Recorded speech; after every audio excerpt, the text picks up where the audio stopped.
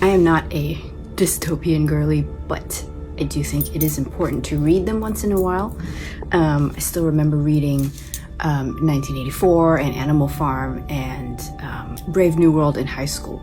And so I was really excited to read this because this is written by a female author and also with a female main character. It is bleak, hard to read in certain parts. You know, I think a lot of dystopian novels are kind of a warning, basically saying this is what could happen under certain circumstances. And this is a great example of what could happen to women. They have had their rights completely stripped. They are not allowed to read or write.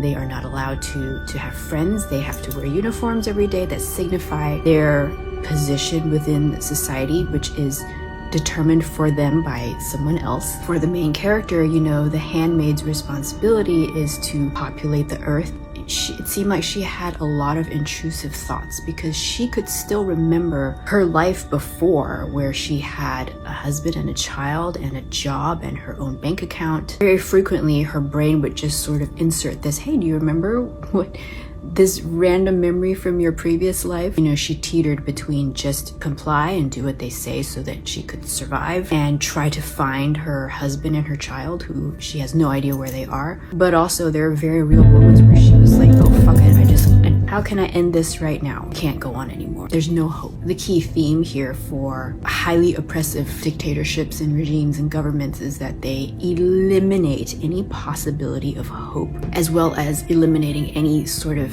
escape or way out. The ending really pissed me off, but as I sat with my frustration and kind of my disbelief, like that's it, I just read through all of this and that's how it ended, I understood almost immediately like why it had to end this way. The frustration of the unknown is the whole point.